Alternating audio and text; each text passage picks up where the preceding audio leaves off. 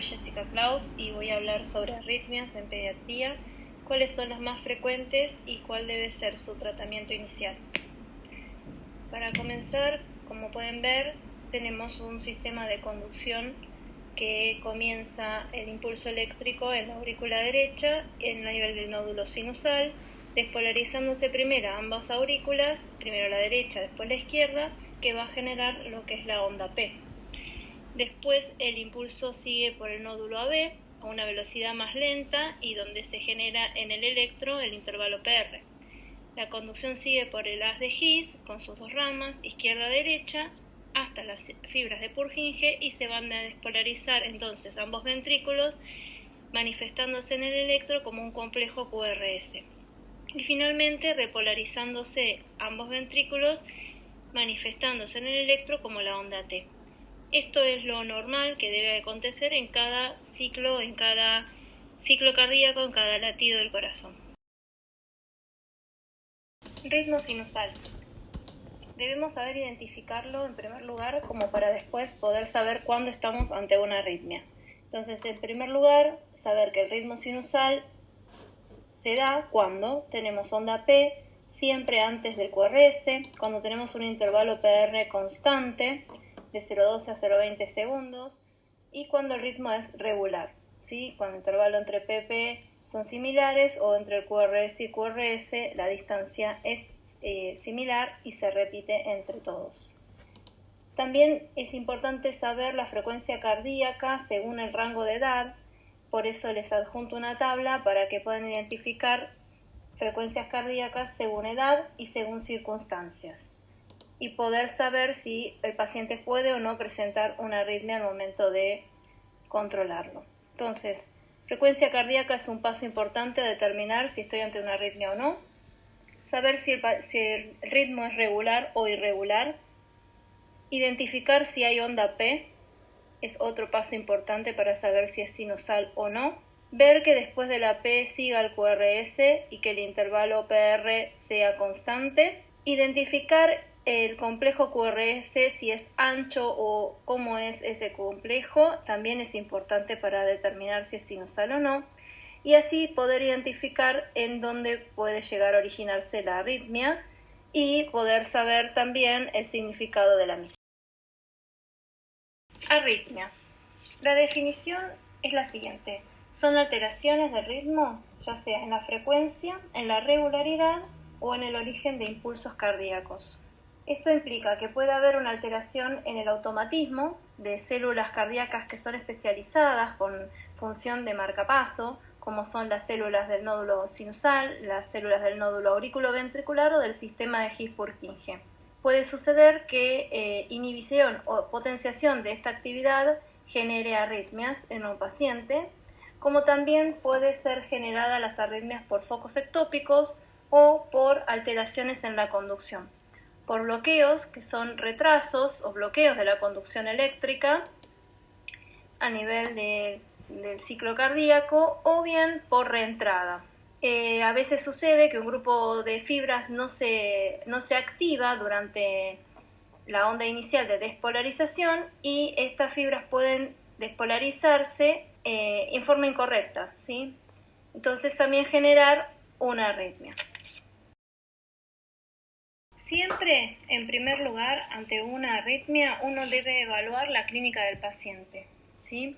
La hemodinamia y qué repercusión puede generar esa arritmia al paciente. Evaluar si tiene pulso arterial central a nivel yugular o a nivel femoral y si está presente ir a pulsos periféricos y también ver la regularidad, la frecuencia y si es posible tomar la presión arterial del paciente. Eso como punto más importante para saber primero en dónde uno está parado ante una arritmia. Segundo control que uno debe hacer es un electrocardiograma para poder tener más datos sobre la morfología y cuál puede ser el origen de esa arritmia.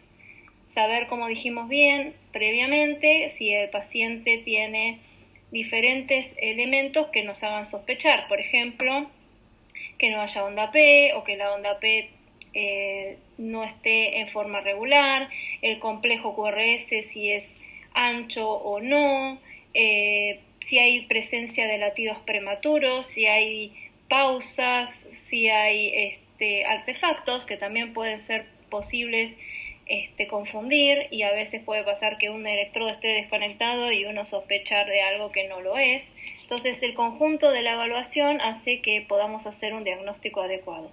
Y por último, estudios complementarios. Dentro de ellos uno debiera solicitar un estudio de laboratorio con un medio interno, una gasometría arterial, un hemograma, descartar tóxicos, evaluar el dosaje de hormonas tiroideas, porque todo esto son elementos que nos pueden ayudar a cuál podría llegar a ser la causa o el origen de la arritmia que presenta el paciente. Otros estudios importantes sería hacer una radiografía de tórax para ver la silueta cardíaca, un ecocardiograma y, según requiera, un Holter de 24 horas. Es bastante frecuente, sobre todo en personas jóvenes y en niños, una arritmia que se llama sinusal o respiratoria. Se caracteriza por una variación fásica del ciclo sinusal. Es muy frecuente, por eso es importante tenerla presente, porque en sí no repercute en el paciente en lo más mínimo, no requiere tratamiento tampoco, y se caracteriza por acompañar el ciclo respiratorio. ¿Qué quiere decir? Que cuando el paciente inspira, aumenta la frecuencia cardíaca, y cuando el paciente expira, disminuye la frecuencia cardíaca. Y uno puede ver esa variación fásica acompañando el ciclo respiratorio que determina una arritmia, pero sinusal o respiratoria, que es absolutamente normal. En cambio, la arritmia más temida es la asistolia, en donde hay ausencia de complejos ventriculares y de pulso arterial central. Esa es la arritmia que se acompaña en pacientes en paro cardiorrespiratorio de peor pronóstico, que por supuesto van a requerir de reanimación. Taquiarritmias. Podemos separarlas en dos grupos. Unas que presentan QRS angosto y otras que presentan QRS ancho. Es importante tener esto en cuenta, pero la clave para saber si una arritmia es crítica o potencialmente fatal es saber primero y principal la hemodinamia que presenta el paciente. Porque podrá pasar que pacientes con taquicardias con QRS ancho puedan estar hemodinámicamente estables y deberse a aberrancias en la conducción, pero que el origen haya sido una taquicardia supraventricular y no una taquicardia ventricular como uno esperaría si tiene un QRS ancho. Por eso la clave para poder saber cómo actuar es la hemodinamia del paciente. Si bien las de taquicardias con QRS angosto son generadas habitualmente a nivel de las aurículas, y las taquicardias con QRS ancho son generadas a nivel del ventre y implican un actuar más rápido, porque en general la hemodinamia del paciente no es estable y requieren de un actuar inmediato. En cuanto al diagnóstico y tratamiento de las arritmias supraventriculares, podemos hablar de la taquicardia sinusal, que es una taquicardia que se presenta en general relacionada al ejercicio o en situaciones de estrés emocional. Entonces uno debiera actuar sobre el factor desencadenante, pero también puede presentarse en pacientes con insuficiencia cardíaca, en shock, en anemia, en hipertiroidismo, síndromes febriles. Y lo más importante siempre es identificar la causa para su tratamiento. Las arritmias supraventriculares activas pueden corresponder a despolarizaciones también aisladas precoces, que ellas son extrasístoles, o taquiarritmias supraventriculares como las taquicardias paroxísticas supraventricular, las taquicardias auriculares, el flutter o la fibrilación auricular, que veremos a continuación. Las extrasístoles supraventriculares son aquellas que se originan a nivel de la aurícula, en la unión AB o en el nódulo sinusal mismo. Y la característica de estas extrasístoles es que el complejo QRS siempre es angosto y es prematuro. Aparece antes de tiempo y puede o no estar precedido de la onda P, y como pueden ver, una onda P que no es igual a las que tienen un complejo QRS normal, en donde la morfología de la onda P, si es que está presente, es distinta. Y el QRS aparece antes del tiempo que debiera aparecer, porque si uno evalúa el intervalo QRS-QRS, aparece antes de lo que debiera. La taquicardia paroxística supraventricular generalmente se da en personas jóvenes o en niños sin cardiopatía asociada, suelen tener periodos asintomáticos, cuando presentan la arritmia sí se encuentran como molestos o con una aceleración en el corazón que les genera mucha incomodidad. Se caracteriza por presencia de un ritmo muy rápido, entre 160 a 240 por minuto, y tienen un QRS generalmente angosto, en donde no se evidencia la onda P, y hay dos mecanismos que lo pueden desencadenar, que son de reentrada, intranodal o macro reentrada, con la participación de un ASPAR específico. Síndrome de Wolff-Parkinson-White, como saben, un síndrome se caracteriza por varios elementos juntos y estos se observan en el electrocardiograma. Un PR corto, una onda delta, que hace que el complejo QRS se vea ancho. Estas características hacen que este síndrome uno lo pueda diagnosticar con un electro simple, se da en cualquier edad. En la mayoría de los casos no se encuentra una cardiopatía asociada y en general presentan taquiarritmias recurrentes. La más frecuente en el 80% de los casos es la taquicardia paroxística supraventricular que vimos recientemente y tienen una muy buena respuesta al tratamiento con adenosina cuando presentan estas taquiarritmias. Inmediatamente se logra cortar el mecanismo de reentrada. La incidencia es 0,1 a 3 por 1000 de individuos presuntamente sanos y es una arritmia muy frecuente en pacientes jóvenes. Flutter o aleteo auricular es una arritmia que obedece un mecanismo de reentrada a nivel de la aurícula derecha. Tiene, como pueden ver, despolarizaciones de la aurícula de alta frecuencia que va hasta 300 por minuto. En vez de una onda P son múltiples ondas P que se ven entre ambos complejos QRS, y esas ondas con característica de serrucho son mejor vistas en las derivaciones de 2, de 3 y ABF.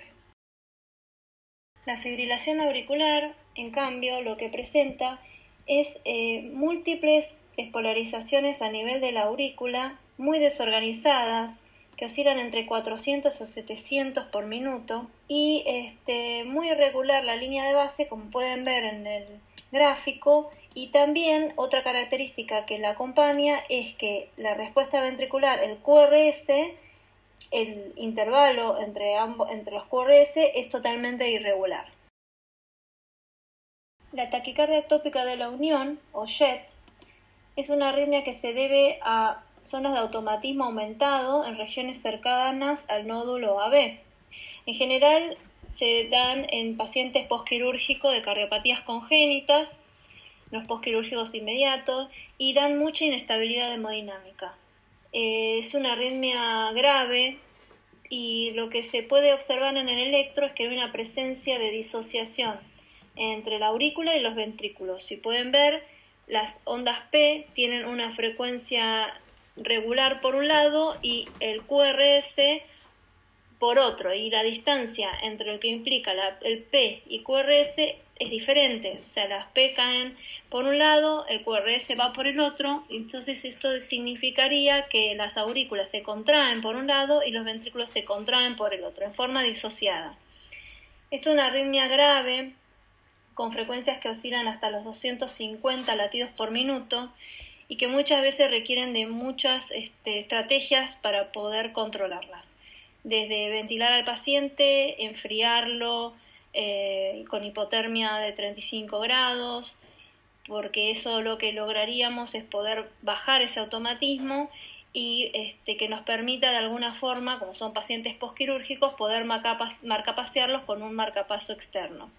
La mayoría de las veces requieren de tratamiento farmacológico con amiodarona, a veces varias cargas con amiodarona hasta que logre impregnarse y poder disminuir la frecuencia cardíaca y poder controlar el ritmo haciéndolo sincronizado y de la forma en que primero se contraigan las aurículas y luego los ventrículos, y así poder dar mayor estabilidad hemodinámica al paciente. En cuanto al tratamiento de las taquicardias supraventriculares, en general uno lo primero que debe pensar o observar es en cómo se encuentra la hemodinamia del paciente. Si el paciente está estable o está grave. Si yo estoy sospechando que es una taquicardia supraventricular, es porque el complejo QRS es estrecho, entonces me oriento a pensar que es de origen supraventricular. Si la hemodinamia o la repercusión hemodinámica es leve, uno podría intentar maniobras vagales, como ser colocar hielo en la cara de los niños por 15 segundos, o generar maniobras de Valsalva, o generar maniobras que puedan ayudar al vómito, o por ejemplo hacer toser. Estas son maniobras que pueden llegar a cortar estas taquicardias, ¿sí? No es aconsejable el masaje carotidio ni la presión en los globos oculares como maniobra vagal, no es aconsejable. Y si esta maniobra vagal no da resultado, uno podría administrar adenosina. Recuerden que la adenosina es una droga que requiere una administración con una llave de 3 vías y doble sistema de jeringa, o sea, administro la droga e inmediatamente administro fisiológico abriendo la llave hacia la jeringa con fisiológico porque inmediatamente se inactiva, entonces requiere de una infusión muy rápida. La dosis que uno puede utilizar en un primer momento es de 0,1 miligramo kilo con máximo de 6 miligramos, es en bolo rápido. La segunda dosis, si esto no se corrige, no revierte, es a 0,2 miligramos kilo con un máximo de 12 miligramos en bolo rápido y se podría administrar hasta una tercera dosis. Si aún así el paciente persiste con la taquicardia supraventricular, podríamos administrar amiodarona. La amiodarona requiere de un monitoreo en general en una terapia intensiva porque es una droga de riesgo. La dosis es de 5 miligramos kilo, se pasa en forma lenta, en 20 a 60 minutos y evaluando con monitoreo electrocardiográfico, por supuesto, y de toma de presión arterial. Si aún así el paciente no revirtiera, podría implementarse una cardioversión sincronizada, ¿sí? Porque recuerden que estamos ante pacientes con pulso, sedación previa, porque esto implica una estrategia ya más dolorosa. Entonces, ante una cardioversión sincronizada, es de buena práctica sedar al paciente previamente.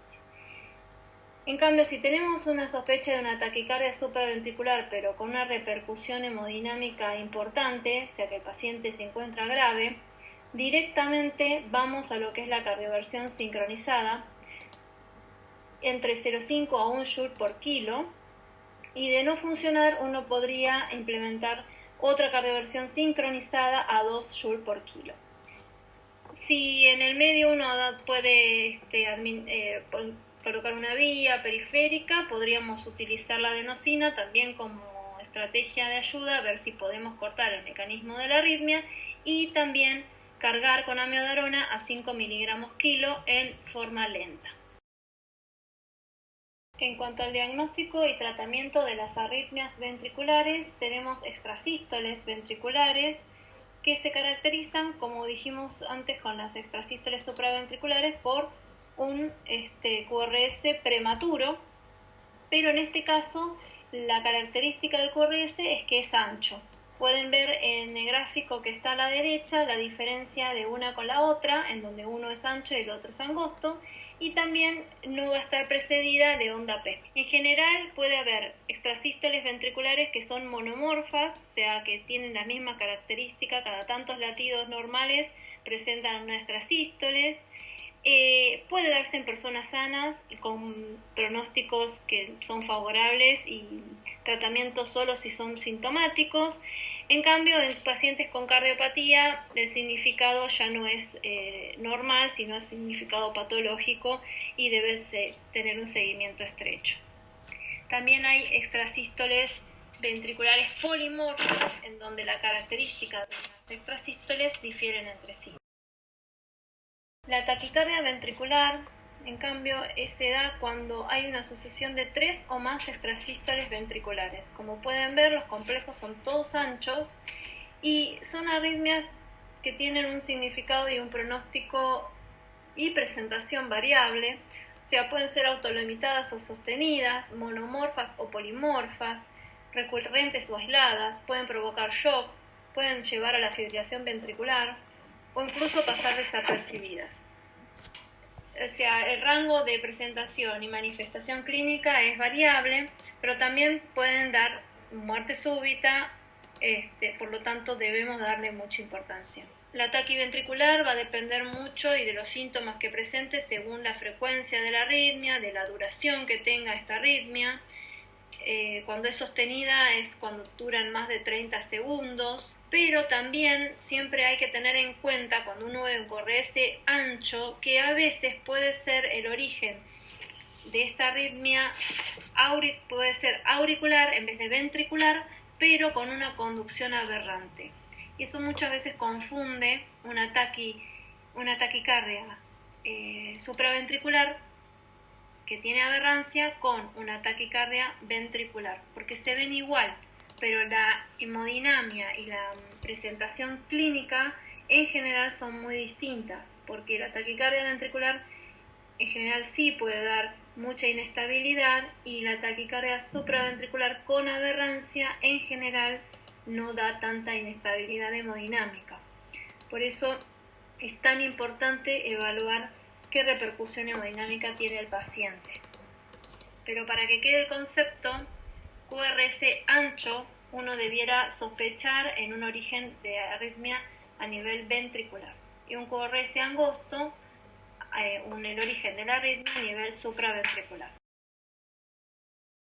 La fibrilación ventricular es una actividad eléctrica ventricular rápida y muy desorganizada. Lo que uno ve en el electro es una imagen ondulatoria de amplitud y contornos variables en donde no podemos distinguir complejos QRS, segmentos ST, ni onda T, no podemos identificar ningún complejo, ninguna onda.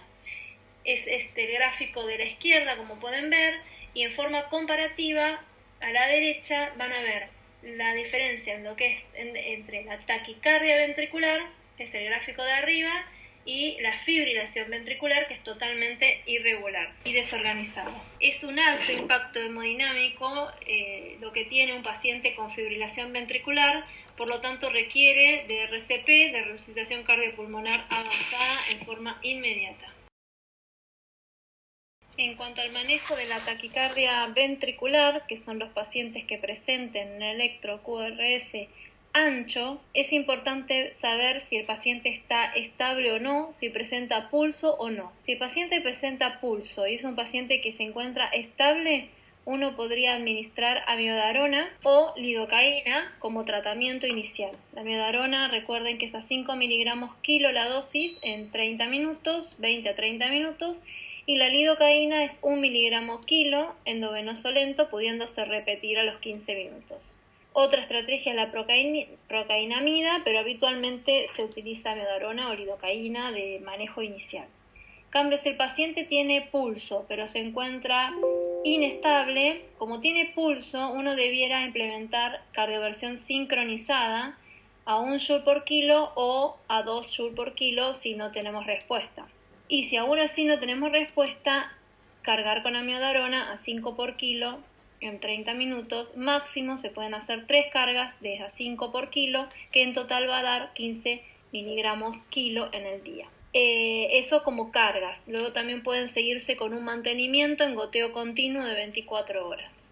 En cambio, si el paciente tiene una taquicardia que sospechamos de origen ventricular o sospechamos claramente una fibrilación o una taquicardia ventricular sin pulso, directamente tenemos que realizar desfibrilación a 4 joules por kilo, comenzar con RCP 2 minutos y si persiste se vuelve a descargar a 4 joules por kilo, volver a hacer RCP 2 minutos, una tercera descarga a 4 joules por kilo y ya ir implementando la amiodarona como carga junto con adrenalina, que se administra la adrenalina cada 3 a 5 minutos de iniciadas las maniobras de reanimación. Y así continuar sucesivamente hasta poder ver si el paciente adquiere el pulso o el ritmo normal que debiera recuperar. En cuanto a las bradiarritmias, tenemos bradicardia sinusal, que simplemente es aquel paciente que tiene una frecuencia cardíaca por debajo de lo esperado o de lo habitual. En general se puede asociar con pacientes que son atletas o vagotónicos, pero también hay ciertas situaciones clínicas como hipertensión endocraniana, ictericia o hipotiroidismo o enfermedad del nodo sinusal que también pueden manifestar la misma arritmia de bradicardia sinusal. Dependerá qué tan persistente o severa sea, si requiere tratamiento o no, porque de hecho si el paciente está asintomático no son arritmias que requieran tratamiento alguno. En cuanto al diagnóstico y tratamiento del bloqueo AB, sabemos que se debe a un trastorno en la conducción de los impulsos entre lo que son las aurículas y los ventrículos. Y lo que es el pronóstico de tratamiento depende muchas veces de dónde se produzca ese bloqueo en la conducción. A continuación vamos a ver los diferentes bloqueos y luego los tratamientos para instaurar. El bloqueo AB de primer grado, la característica de este bloqueo es que tiene un intervalo PR prolongado, como pueden observar en el electrocardiograma, que es de más de 0,2 segundos. En la zona amarilla pueden contar la cantidad de cuadraditos pequeños, que recuerden que cada cuadradito pequeño era 0,04 segundos, y todas las ondas P son seguidas del complejo QRS. O sea, todos posterior a la P tienen QRS, pero el intervalo entre la P y la R es mayor a 0,2 segundos. Esa es la característica del bloqueo AB de primer grado. En general no requieren tratamiento porque no generan ninguna manifestación clínica de importancia. El bloqueo AB de segundo grado lo que implica es que algunos impulsos supraventriculares no logran despolarizar los ventrículos, ¿sí? Hay dos tipos, el tipo 1 o de Beckenbach o el tipo 2 o de Mobitz 2, que vamos a ver a continuación. El bloqueo AB de segundo grado tipo 1 o Beckenbach, como ven, se caracteriza de un alargamiento prolongado del intervalo PR hasta que un impulso auricular no logra despolarizar los ventrículos, o sea, no se ve el QRS en el electro y aparece una pausa, ¿sí? En general esto no genera tampoco manifestaciones clínicas de importancia y no requieren tampoco terapia específica. En el bloqueo AB de segundo grado o tipo 2 o Mobitz, lo que se ve es una onda P bloqueada que no conduce o no despolariza el ventrículo, pero que no tiene alargamientos previos progresivos del PR en los otros ciclos. O sea, cada tanto una P no conduce, pero después el resto del electro uno puede observar que el intervalo PR es constante y es de forma igual, ¿sí? Este tipo de bloqueo puede progresar a un bloqueo AB completo, así que son considerados de mal pronóstico y requieren de marcapaso definitivo. El bloqueo AB completo es el más grave de todos los bloqueos que vimos porque la interrupción es completa a nivel de la conducción de las aurículas y los ventrículos. Como pueden ver en el gráfico, la contractilidad de la aurícula, la onda P, es regular y va por un lado, y la contractilidad de los ventrículos también es regular y va por otro, a diferencia de frecuencias, y lo que genera una frecuencia cardíaca muy baja al paciente con mucha inestabilidad hemodinámica. En cuanto a la clínica, pues un paciente que pierda la conciencia, se componga pálido, que requiera, digamos, maniobras de RCP. Entonces, todo paciente con bloqueo AB completo que tenga síntomas asociados requiere de un marcapaso definitivo. En cuanto al manejo de las bradiarritmias, recuerden que lo más importante es evaluar la repercusión hemodinámica del paciente para saber cómo debemos actuar. Si la repercusión es moderada, uno puede poner una vía periférica y administrar atropina pensando en que esa bradiarritmia puede ser de origen vagal y ver la respuesta. Recuerden que la dosis mínima en niños muy pequeños, es 0,1 miligramo para administrar total, no 0,01 por el kilo, porque puede pasar que les dé menos de 0,1 y la mínima dosis de administrar debe ser 0,1 miligramos. Si no, puede probarse con isoproterenol, puede saber si el goteo continuo, y si no, pensar en un marcapaso, si aún así tiene mucha clínica, marcapaso que puede ser transcutáneo o colocado por un acceso periférico, que son los marcapasos transitorios. En cambio, si el paciente tiene una hemodinamia y una repercusión severa, debe iniciarse maniobras de RCP, ventilación, intubación, masaje cardíaco, colocar vías para infundir y administrar adrenalina, diluyendo 1 mililitro en 10, se administra 0,1 mililitro por kilo y se verá respuesta. Si aún así la bradiarritmia persiste, hay que pensar en el marcapaso, también puede ser transcutáneo o transitorio, accediendo por ejemplo, un acceso femoral, y estos marcapasos lo que hacen es dar estímulo al ventrículo y poder subir la frecuencia cardíaca con ese estímulo eléctrico externo. Desde ya, muchas gracias por su atención.